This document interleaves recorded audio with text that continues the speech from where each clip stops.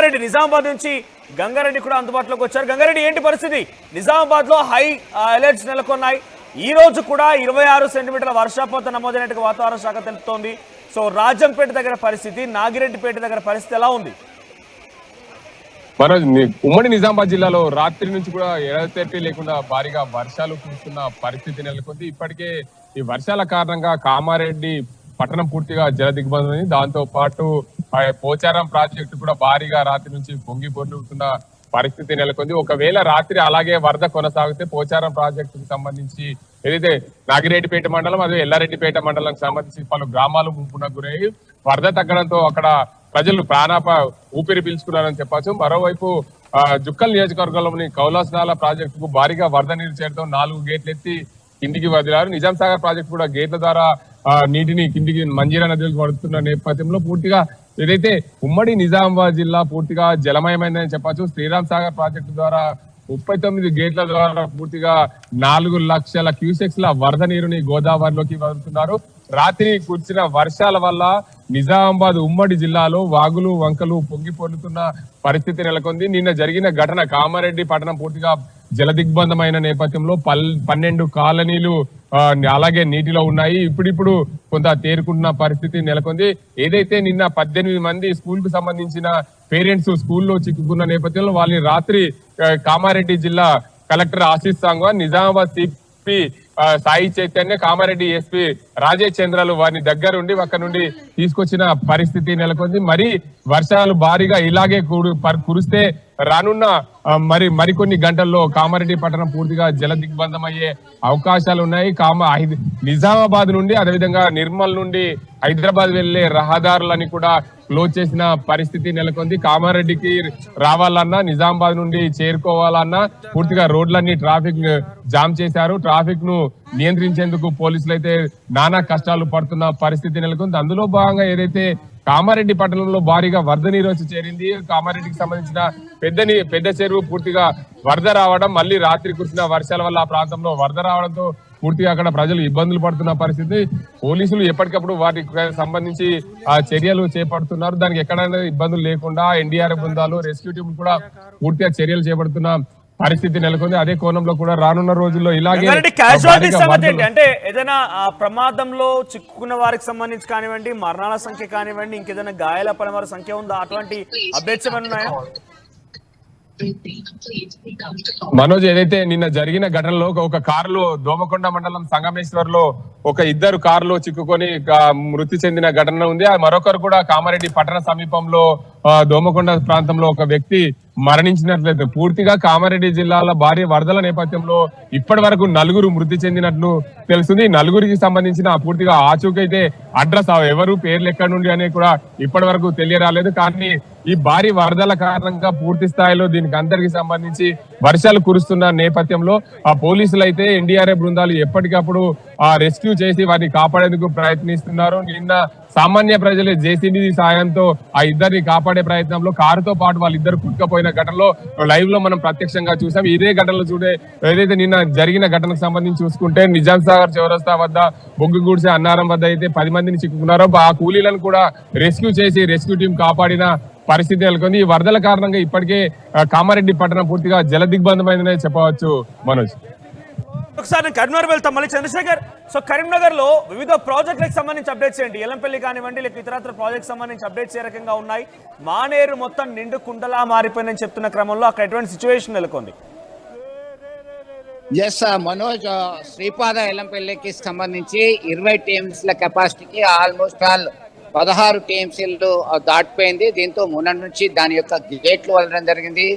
కడెం ప్రాంతము అక్కడి నుంచి వస్తున్నటువంటి వరద కావచ్చు, ఇతరత్ర విస్తారంగా కురుస్తున్నటువంటి వర్షాలతో నిండుకుండను తలపిస్తున్నటువంటి పరిస్థితి. మరొక వైపు ఎగువ ప్రాంతాల్లో మహారాష్ట్ర, నిజామాబాద్, కామారెడ్డి ప్రాంతాల్లో కురుస్తున్నటువంటి వర్షాలకు సైతం ఇక్కడతో పోల్చుకుంటే ఇక్కడ కరీంనగర్ తిమ్మాపూర్ ప్రాంతంలో 16 సెంటీమీటర్ల వర్షపాతం నమోదైంది. అలాగే రాజన్న సిరిసిల్ల జిల్లా ఇల్లంతకుంట ప్రాంతంలో 13 సెంటీమీటర్ల వర్షపాతం నమోదైంది. ఈ క్రమంలో ఆల్మోస్ట్ ఎస్ఆర్ఎస్పీ నుంచి వస్తున్నటువంటి వరద కాలువ ద్వారా అలాగే రెగ్యులర్ కెనాల్ కాకతీయ కెనాల్ ద్వారా వస్తున్నటువంటి నీటి ఫ్లోతోని ఇటు మిడ్ మానేర్ నింపేటువంటి ప్రయత్నం చేయడం జరిగింది. మిడ్ మానేర్ కెపాసిటీ వచ్చేసరికి 27 టీఎంసీలకు గాను 20 టీఎంసీలకు దాటిపోయింది ఉదయం 6 గంటల వరకు.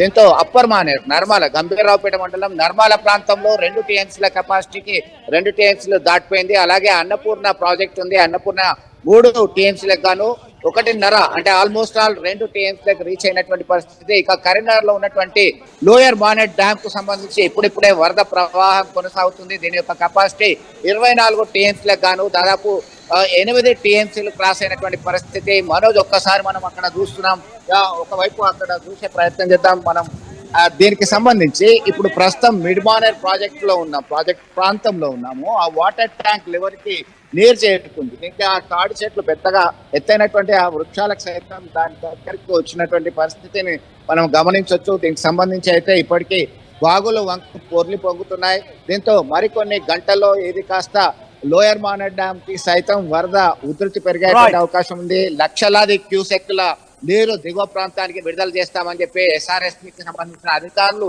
హెచ్చరికలు జారీ చేసినటువంటి ప్రాంతం మెట్పల్లి, మల్లాపూర్, ఇబ్రహీంపట్నం, కోరుట్ల, జగిత్యాల ఇలా ఈ ప్రాంతాల్లో అన్ని కూడా గోదావరి పరివాహ ప్రాంతాలు. చంద్రశేఖర్, సో మెదక్ వెళ్తే మెదక్ లో మహేష్ నుంచి అప్డేట్ తెలుసుకునే ప్రయత్నం చేద్దాం. మహేష్, సో మెదక్ లో కూడా సుమారుగా 15 సెంటీమీటర్లు 19 సెంటీమీటర్ల వర్షపాతం నమోదైంది. మెదక్ లో పాపన్నపేటలో 19 సెంటీమీటర్ల వర్షపాతం నమోదైనట్టుగా వాతావరణ శాఖ అంచనా వేస్తోంది. ఒక అఫీషియల్ నోట్ కూడా విడుదల చేసింది. సో మెదక్ పరిస్థితి ఏంటి, ఈ రోజు పోచారం ప్రాజెక్టు గురించి ఎటువంటి అప్డేట్స్ ఉన్నాయి? ఇప్పటికే వరద ఉధృతి ఇంకా కూడా పెరుగుతుంది. రాత్రి సమయంలో కురిసే వర్షాలు భారీ వరదలు ఎక్కువ అవుతున్న నేపథ్యంలో ఇప్పటికీ ముందులు కూడా తెగిపోయిన పరిస్థితి. మనం ఇప్పుడు ప్రస్తుతం రామాయంపేట సిద్దిపేట పోయే మార్గంలో ఓనాపూర్ సంబంధించిన రోడ్డు కూడా బ్లాక్ చేసిన పరిస్థితి. రాకపోకలకు చాలా అంతరాయం కలిగింది. ఎందుకంటే ఇక్కడ వెళ్తుంటే ఖచ్చితంగా పోవద్దు అని చెప్పి పోలీసులు దిశానిర్దేశం చేస్తున్నారు. అదేవిధంగా సిద్దిపేట జిల్లాలో ఉన్నటువంటి అక్బర్పేట, భూంపల్లి మండలం పోతారెడ్డిపేటలో కూడా వరద ఉధృతి ఎక్కువ కావడంతో స్థానికంగా ఉన్న చిన్ననీయంపేట గ్రామానికి చెందిన రైతులు వ్యవసాయ పొలం వద్ద వెళ్లి చెరువు ప్రవాహంతో అక్కడే రాత్రి సమయంలో ఉన్నట్టు తెలిసింది. దీనికి సంబంధించి స్థానిక సిద్దిపేట సిపి అనురాధ అక్కడికే మానిటరింగ్ చేసుకుంటూ కూడా ఆ రైతులను సురక్షిత ప్రాంతాలకు చేర్చినట్టు మనకు తెలుస్తుంది.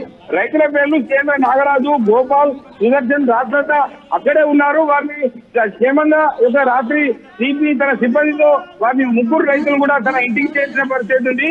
దీనికి సంబంధించి ఎక్కడ చూసినా కూడా ఒక ప్రభావం ఎక్కువ అవుతుంది. రైతులు కానీ ప్రజలు కానీ అప్రమత్తంగా ఉండాలంటే ఇప్పటికే మెదక్ జిల్లా కలెక్టర్ రాజాతో పాటు సిద్దిపేట జిల్లా కలెక్టర్ హైమావతి, అదేవిధంగా సంగారెడ్డికి సంబంధించిన ప్రావీణ్య కూడా అప్రమత్తమయ్యారు. కింది స్థాయి అధికారులను కూడా ఒక ముందస్తుగా చర్యలు తీసుకోవాలని చెప్పి ప్రధానంగా అన్ని ఏరియాల్లో కింది స్థాయి ఉద్యోగస్తులను కూడా ఒక మానిటరింగ్ చేసుకుని ముందుకెళ్లిన పరిస్థితి ఉంది.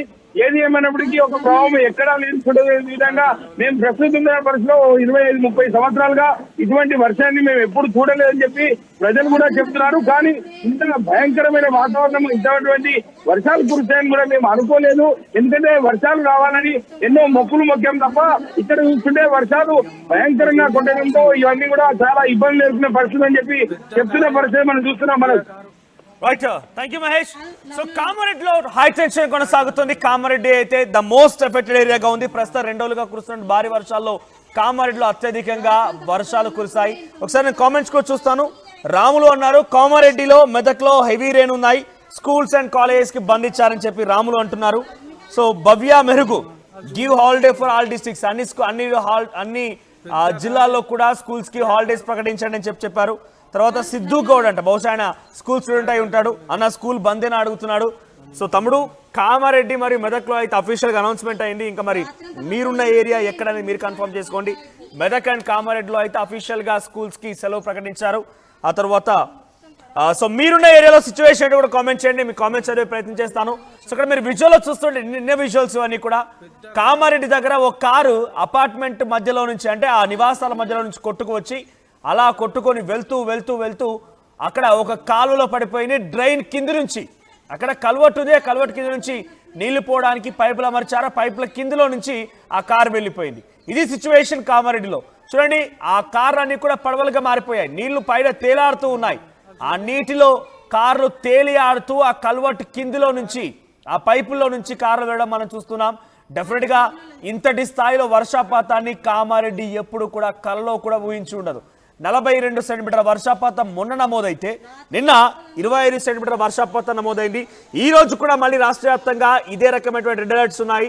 సో మళ్ళీ మెదక్, కామారెడ్డి, నిజామాబాద్, నిర్మల్, కరీంనగర్, రాజన్న సిరిసిల్ల, పెద్దపల్లి జిల్లా, యాదాద్రి భువనగిరి, సంగారెడ్డి ఈ ప్రాంతాల్లో రెడ్ అలర్ట్స్ కొనసాగుతున్నాయి. సో మీరు దయచేసి జాగ్రత్తగా ఉండండి. ఇక్కడ మీరు చూస్తున్నారు 2 ట్రక్స్, హెవీ ట్రక్స్ నీటిలో చిక్కుకుపోయాయి కంప్లీట్గా. DCM వ్యాన్ బహుశా ప్రాజెక్టుకి సంబంధించి నిర్మాణానికి సంబంధించినటువంటి ఒక ప్రాంతమై ఉంటుంది. అక్కడ కంప్లీట్గా ఆ ట్రక్ కానివ్వండి ఇతరత్ర అదంతా కూడా అక్కడే చిక్కుకుపోయింది. సో ఇటువంటి ఒక భయానకమైన సిచ్యువేషన్, ఒక డేంజరస్ సిచ్యువేషన్ కామారెడ్డి, మెదక్ జిల్లాలో కొనసాగుతోంది. సో మీరున్న ఏరియా ఏంటి, మీ దగ్గర ఎటువంటి